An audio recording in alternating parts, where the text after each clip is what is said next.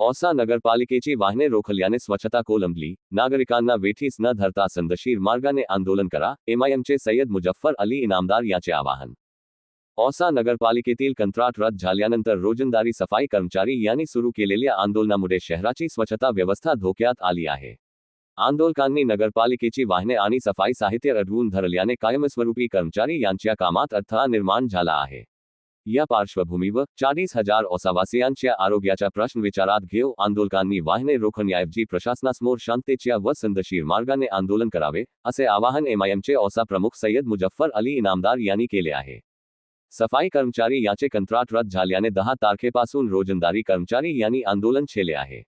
या आंदोलनाची दखल घेत एमआयएमचे सय्यद मुजफ्फर अली इनामदार व सहकारीसह आणि औसा पोलीस ठाण्याचे पोलीस निरीक्षक रेवनाथ धमाले यांनी जुनी नगरपालिका परिसरात जाऊन आंदोलकांशी संवाद साधला.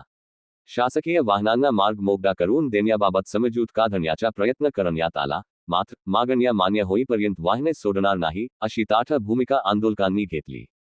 आपल्या न्याय मागण्यांसाठी आंदोलन करण्याचा अधिकार प्रत्येकाला आहे, परंतु शासकीय वाहने रोखून संपूर्ण शहराला वेठीस धरणे अयोग्य आहे.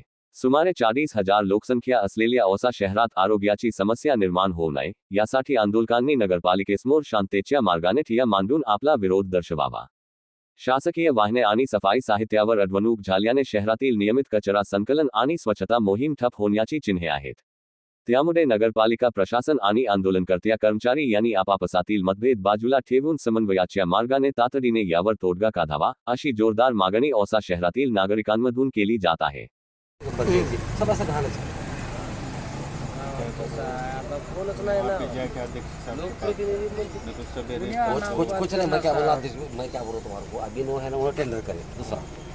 और कोई भी टेंडर करे साहब, इनके साथ दूसरा कोई हाथ नहीं लगा सकता जी.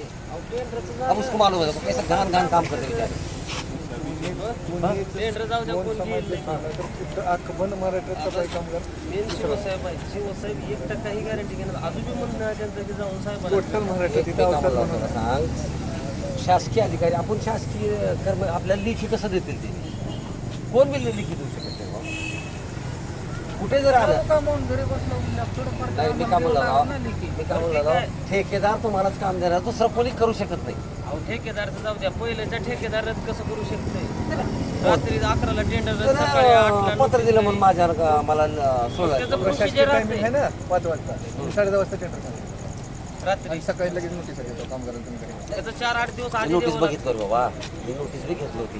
माझ्याकडे सगळं चाललंय, मी सगळा अभ्यास करून झालो. त्या दिवसाला तुला काय म्हणलो, मला कंपनी कुणाची आहे तुम्हाला माहिती सांगायची गरज जेव्हा कोण का असणार. मी काय म्हणलो, गावाला वेटेज धरून नाही गेला गावाला, आमच्या येऊन बसला. मी काय म्हणलं, तुम्हाला करायचं ना, तुम्ही नगरपालिका कुणालाच वेटेज धरणार नाही, माझं समर्थन.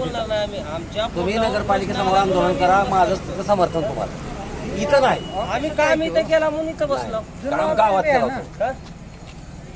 साहित्य इथूनच जाते. नाही नाही, साहित्य हे जाऊ द्या, साहित्य तुम्ही साहित्य अडवू नका. आम्ही ठाम पण इथंच बसणार आम्हाला असं म्हणल्यावर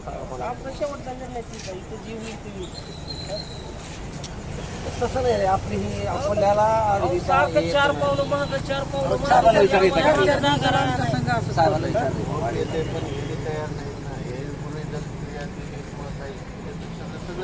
त्यांनी शब्द का नाही कळला साहेबांना. आता PSI समोर झालेली बैठक होती. 3 महिन्यात तुमचा टेंडर कॅन्सल करतो. 5 महिने झाले टेंडरला हात लावून नाहीत. कशा पाहिजे खोटं बोलायचं कारण काय होतं त्यांचं? तुमचं म्हणजे आमचं काय हे नव्हतं का? त्यासोबत चर्चा केली कुणाची? मुकदमचं नाही हो.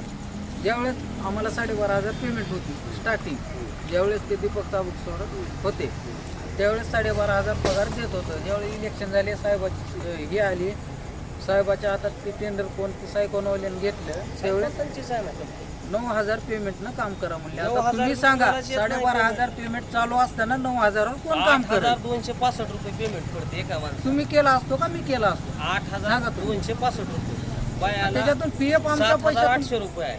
त्या पैशातूनच पीएफ काढून सायकलवाल्याने तोडगा काढा म्हणजे म्हटलं. त्यांनी काय देत होतं माझ्या कोण अध्यक्ष साहेब. ही सायकॉन कंपनी कुणाची आहे सगळ्यालाच माहिती आहे. मग PS साहेबाच्या रूम मध्ये बैठक झाली. शिव सर बी होते, आणि आमच्याकडे नगरसेवक होते, बैठक सगळे झाली त्यांचे अध्यक्ष साहेब होते आमचे. बघितलं रे बाबा मी तुम्ही हारातोरे घालून घेतलो चर्चा करायला कोणी 3 महिन्याची वेळ द्या, तुम्हाला दुसरं टेंडर काढून पगार वाढीव करून देतो म्हणले. मग हे शब्द का बदलले त्यांनी, कशा पाहिजे?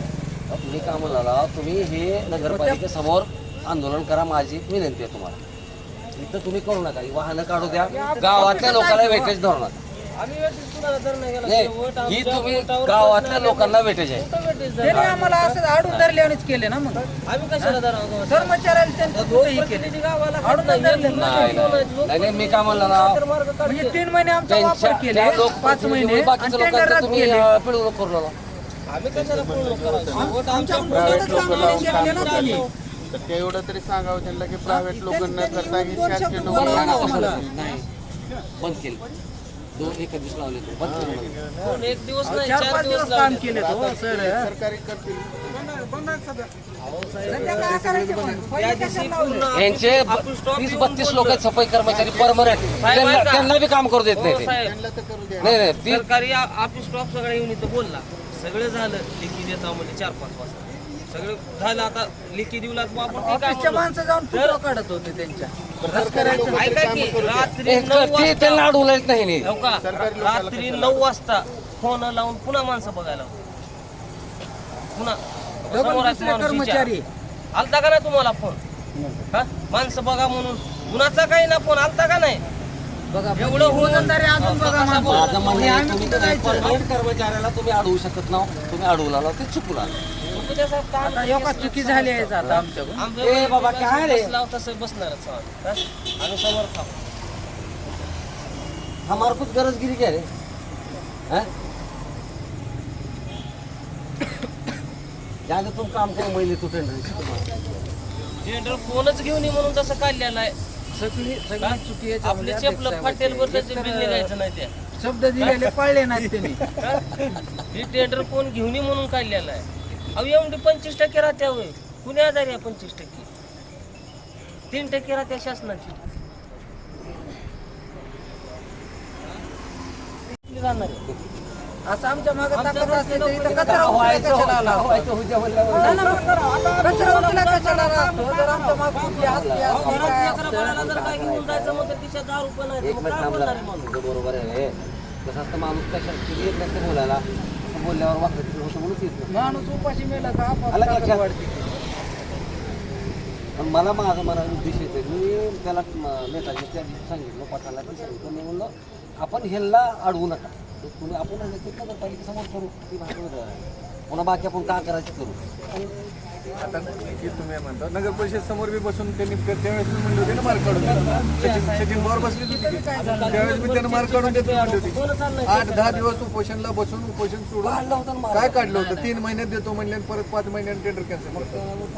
3 महिने आमच्याकडून फक्त राबून काम करून घेतले, त्यांनी काहीच आमचं हे केलं नाही. असं नाही की बाबा नगर परिषद समोर बसले. डायरेक्ट टेंडर कॅन्सल करून टाकले. कशा पाहिजे? ती बी 10:30 वाजता कुठल्या कायद्यानं टेंडर घरी माणसाला पण अहो, ती त्यांचा अधिकार आहे. कधी घ्यायचं काय घ्यायचं ते आपण विचारू. नाही नाही नाही. अहो, नगरपालिका कौन्सिल श्रेष्ठ आहे. तिथं झेंडा चढता झेंडा उतरता त्याला अधिकार आहे कशाला देऊन त्याला. ते आपण सांगायचं नसतं. आपण का नाही मला काय म्हणायचं आहे, आपल्याला त्रास होणार का? आपण आदर्श माणूस. आम्ही तुमच्यावर अन्याय झाला तर तुमच्यासोबत 100% आहोत. पण ही तुम्ही गावाच्या लोकांना वेटेज धरू बोललेला नका. केलेला माझं म्हणणं आहे. आश्वासन दिलेला सगळा प्रूफ व्हिडिओ सगळे आहेत आमच्याकडे. असू दे रे बाबा, काय करायचं आहे?